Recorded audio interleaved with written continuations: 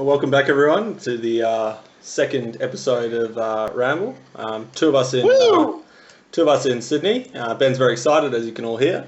Two of us in Sydney, and Ben in Annecy, in the Alps, in France. Welcome, Ben. Like you just got out the toilet, actually. I did. I feel light. I feel ready. And lucky enough, Laz and I, or Tick as you knew him before, or Dickhead as he called me last podcast, we were lucky enough to live through the whole experience of Ben in the toilet, and we're all richer for it. Well, it confirmed that Skype works as we'd hoped. Exactly, almost a little better than we hoped. But yeah, so a few things. We copped some feedback for our previous podcast, didn't we, lads? I think some feedback of which we can do stuff about and of which we can't do anything about. Well, some of it was rubbish. Well, I mean, we got one feedback. And some of it we just don't want to listen to. Well, we got one feedback of, can you use a professional microphone? I'm thinking after one podcast, I mean, let's be honest, I think we should lift our alcohol beverages before we lift our audio quality. Oh, I think I absolutely agree with that. Okay. Absolutely agree. I should just let everyone know, just for context. And we're on Skype, which doesn't help. No, I should just let everyone know, just for context, I'm currently staring at Ben's mug. He's received a horrendous haircut mere minutes ago, as I believe. Ben, do you want to tell everyone about that?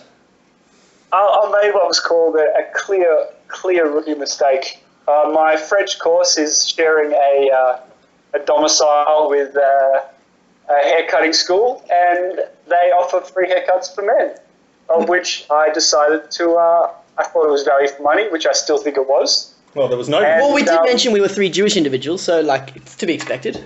Indeed. Yeah, as soon as I sat down, I knew I was in a world of trouble. I practiced what I was going to tell her, which was numéro 3 on the sides, pointing to my head. Okay. And petite snip a la top. Do you think she was trying to? Do you think she was trying to avoid the larger ears? Do you think maybe perhaps she was so careful not to snip it that she got a bit close? Oh, she grazed. She definitely grazed the ears. Well, listen, that goes without saying. I think anyone would graze those ears, but nonetheless. Oh, please! An artisan hairdresser such I've had for the last 6 years didn't get close to my ears. Well, I'm sorry there wasn't a $100 haircut waiting for you in the French Alps, Ben. I'm sorry, but this was, luckily Barbara, who was the teacher, could come and do a little bit. Otherwise this, which is, I know you can't see it, but it's a disaster, would have been epically shocking, and I would have had to shave my head. It's Barbara, so, the French name. Yeah, exactly. The French female name of Barbara. The French name of Bab. I didn't even think about that. Barbara the Barber. Barbara the Barber, yeah. It's good. It's pretty good. It's pretty good. So yes, my hair's not great, but let's move on. Luckily, This isn't a video cast. Well, it is for us, Ben, unfortunately. Anyway. I'll enjoy. Anyway, back to topic. So we wanted to provide a little bit more structure this time, which we didn't have before. Which is going well so far. Going really, really well. We're completely off topic, but in our defence, it's easily to be distracted by this haircut because it's just horrendous. I'll be honest with you, I'm not sure I'm okay with you running this podcast anymore, Bart. You straight away got off topic, and I have to be honest with you, I need to see you lift. Really? Okay. Well, You're not in charge of this podcast, Ben, so your opinion doesn't matter. And at least there won't be plenty for those listening at home, because that was also negative feedback. Yeah, there were a lot of people listening in the car and at home and everywhere else. And in the Alps and underwater with the squid and the sperm whales and all sorts of stuff, but they were getting offended. So let's move on. And the dumb catchphrases of, oh, we love our winter sports on this podcast, that sort of stuff from Ben didn't really help. I got a lot of good feedback around that. Really. So we've noted also just on that topic that Ben's good wife promised to listen to the podcast when it achieved viral status. We won't say how many listens viral constitutes, but it's 14 away. 14. Can everyone please watch the YouTube just so that Ben's wife can just torment herself with half an hour of Ben? Yeah, so her defence... We were 15 away, we were 15 away 3 weeks ago. Well, we've stalled a little, Ben, but the people don't need to know that. And I need to go on every day. Sorry. I've forgotten to go on every day because it re-records. But you need like a 24-hour break. Well, that's fine, but I've been forgetting of late. Yeah, so in Gemma's defence, the reason why she didn't want to listen to it is she didn't feel she needed to listen to a half-hour recording of her life. which is perfectly reasonable, reasonable reasoning. But it looks like with all of your help, she'll be there within a week. Well, that's true. And I think it goes on to a interesting topic. A segue from nothing to nothing is the dating apps. It's been boiling up in me this week. Yep, talk to me. And I just want to get it out to those at home. Get it out. Get it out. Dating app etiquette. Mm-hmm. I've had some criticism. You've had some criticism. Are you asking do you show the dong? Is that the question? Well, I'm going to put it out there. My life is about efficiency, right? And so when I look at the dating app, surely it makes sense to just swipe as much as you can. I'm not going to say where I'm at, potentially in the toilet or not, but just swiping right as many times as possible, getting all the matches that you can. And then filtering from there. It does make sense, but don't you... No, it doesn't. It doesn't make sense because then there's no filtering process to start with, which is the whole point. The end result's the same, If everyone does that all the time, then you're going to be left with everyone just swiping everything all the time and no one ever ending up with the person that makes you happy. The most angry person is the one who's married. No, yeah, but the thing that's why he's angry. But his comments are completely ignorant. He clearly has never used one of these apps. Or has he? What is this thing? This will be the time to... What is it? Trinder? Trinket? Grinder for you, mate. But yes, good. It's Tinder, Blender... Interesting, there is another very good app which is food related, Ben, which is right up your alley, called Tender. And you can use Tender to swipe a dish that you like and then it gives you the recipe. Well, I'm listening now. Yeah, that's great. Yeah, I think that's a really, really smart app. But if it was on that app, I wouldn't swipe right for everything because I don't want to have to look at every goddamn recipe before I decide which recipe I want to taste the delights of. But I want to know the people that agree with me are the ones that I want to go with. For the love of God. You hit the strongest of nerves. I know, we really have touched a nerve here. But, I mean, the end result's the same. The people going to accept you are going to accept you. The people who's not going to accept you is not going to accept you. It's slower. It's so much less efficient. Ben's saying it's a negative-sum game, but it's easier to filter, as in to choose not to click on someone or click on someone that is to swipe right or that sort of stuff. Okay, fine. This is what I'm going to say. It may be swifter for the likes of Daniel Lazarus, but for the overall efficiency of Tinder, it is absolutely not more efficient. So you're saying it's wearing on the database, it's wearing on the server, and slowing the whole process down. I've heard that the Tinder database is at absolute breaking point. Yeah, and people like Laz are the reason it's there. Well, it's shit.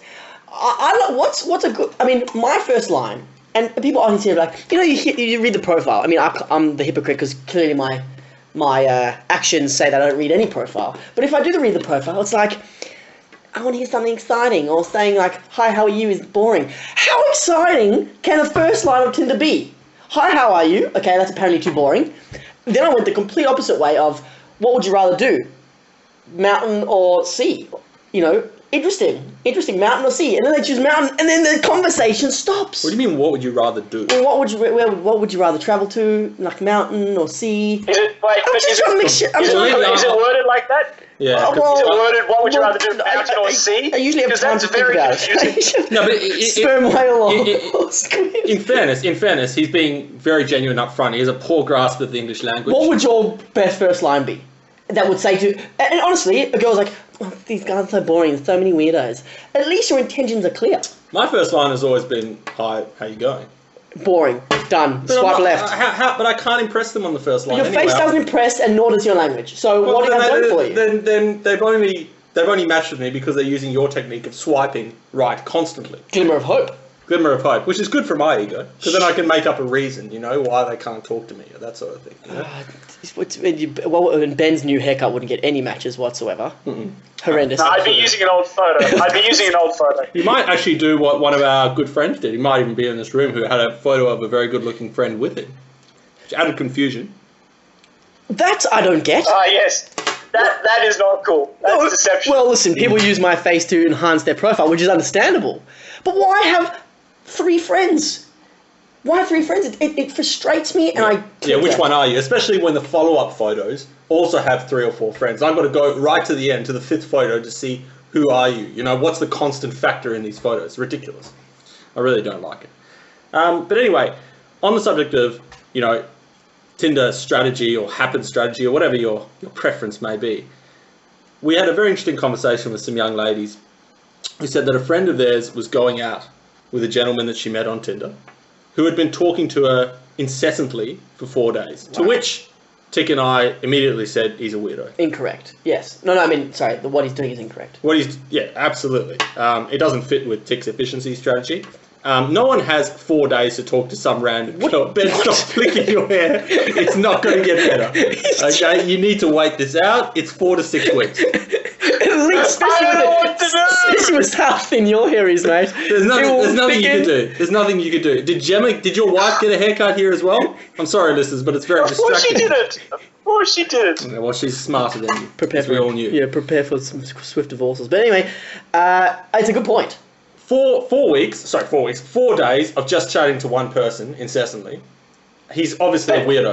That's assuming he's only chatting to one person. He's probably doing this with like 7 or 8 girls, and that's super efficient. But that's half a girl a day. That's super weird because but then he's not doing anything else. He has no time for a life. In which case, I maintain my point. He's a freak. He could be very effective at communication and could be doing a very important job at the same time as managing 8 women. Can't tell you what effective communication is. You flip. You match. Hi, how are you? Within 10 minutes, we're getting along. Let's go for a drink that night. So you're getting a number that night. And then you go for the drink, and then there's that whole faux pas discussion. So it's a drink, no cocktails, no dinner. Wait, no cocktails. We established that last week for our regular listeners. And then bing bang. What is a faux pas discussion? Back home it doesn't for a make any sense. What? No, that could be a faux pas discussion? Well, I generally wouldn't side with Tick, but here I might. But Tick, would you like to explain a faux pas discussion? On Tinder? No, just in person on Tinder, wherever. I think it's a conversation that's laden with faux pas. Well, that's a better way of saying it. A faux pas discussion doesn't make any sense. To our listeners at home or in the car, wherever they may be, we do apologise for the way he structures sentences, because it's poor and can be confusing. I'd like to know, would you ever mention like controversial topics? So politics. Are you on the date now?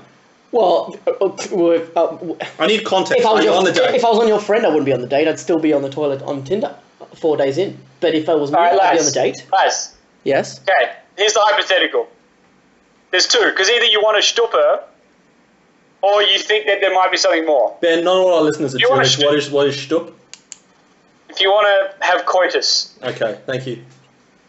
Then if you want to have the coit, then you don't bring up anything controversial, because then you risk putting her offside, and the reward of her agreeing with you is not necessarily anything positive. So what's the alternative? The sperm whale versus the squid? Is that the alternative? Look, it worked. Maybe the crisps. Go with the crisps. That could be good. And the grinded up chicken. The ground up chicken, yeah. Yeah, right, Ben. From the world's best conversationalist, he got it right once and it worked for him, and now he's advising everyone. He really shouldn't be, because look at that haircut. He looks ridiculous. But here's a controversial topic: coffee. To talk about. Yeah, all right. So let's say she ordered. Ben, last time we went out for coffee, what did you order? I ordered a draft coffee. Explain to the listeners who aren't douchebags what a draft coffee is. At home. Well, if you're someone who truly does appreciate coffee and sort of the aromas and the je ne sais quoi about coffee, then you appreciate the different types of coffee and different ways that it's produced. And this was a draft-based coffee, which is pre-cooled, chilled. I believe it might have been a cold drip coffee that was then sent through a draft like. See, I'm already bored. I don't want to hear. I was probably 10 seconds ago. And half our listeners have probably deleted. So. And then lo and behold, what comes out is a delightful, frothy, cool, fresh, not bitter coffee. And how was it served? Ben? How was it served? It was served in a. You can't even say it with a straight face. Compose yourself and It was served in a mini beer mug. It was quite delightful. Yeah, and it was embarrassing to those seated around him. What's wrong with a flat white with one? There's a problem with the one. But why do I see the skinny... huge problem with the one! Why do I hear the skinny, the takeaway mug, extra hot, with a bit of There's a problem with extra hot as well. with a bit of fluffness. I don't get it. Well, you're from Melbourne. You should understand all this nonsense. You're such a simple palate, though. You're the worst person to be talking to about this. think this podcast should be called You just want sugar Ben water. Angry Ben. You want sugar water. You just want sugar water with a bit of a pep. That's all you want. What does salt do for a meal? What does salt do for a meal? Enhance. Salt depends. Enhance. No, Not not depends. always. What? Please, you're in Paris. What does some of this the flavored salt do? It enhances. Would you add Sugar- salt to a meringue? No, you wouldn't, because salt doesn't go with meringue, just like sugar doesn't go with coffee. But you'd add sugar to Boom. it. You'd add Thank sugar. you. Over. It's Point made, and it's over. Okay, next topic. Ridiculous. It enhances the But I'll be flavor. honest, it has been a nightmare searching for good quality café in France. My goodness me. You can't I think asked of for Ben, Ben is piccolo, very animated and they right don't now. know what I'm talking about. I think people can understand that you haven't had a good coffee for a while. It turns out that you have to ask for a noisette, and it's low par. What's a noisette, Ben? It is a piccolo-sized coffee with only hot milk, with none of the froth, which I really enjoy. Interesting. Yes, Well, no, it's you not. did win me. You did win me over with the piccolo when I moved to Sydney. I didn't need the There we excess go. milk. Let the coffee speak for itself. I appreciate that. When I was back in Melbourne, I had a friend of mine introduce me to a magic. Have you boys heard Oh, of the a magic? magic's nonsense. It's absolute nonsense. It is a double macchiato, is what it is, and they've made up some fancy name for it. What is all this nonsense? Macchiato, Tracchiato, espresso. Just have a Okay. coffee, flat white, minimum froth, sugar. Lads. Done. I'll give you a very brief history of coffee. It started in Italy with names such as macchiato, espresso, not flat white. not racist. You're the one who's going with this newfangled coffee. So you're saying We are living in the history. You are going with this bare bones, boring, sugar-laden nonsense cafe that is only making your palate weaker by the drink. He's excess water away from being an American. That's what he is.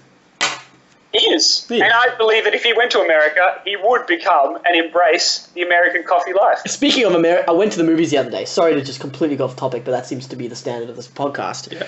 Went to the movies. This woman, larger, massive popcorn, Yep. massive Coke, straight to the cinema.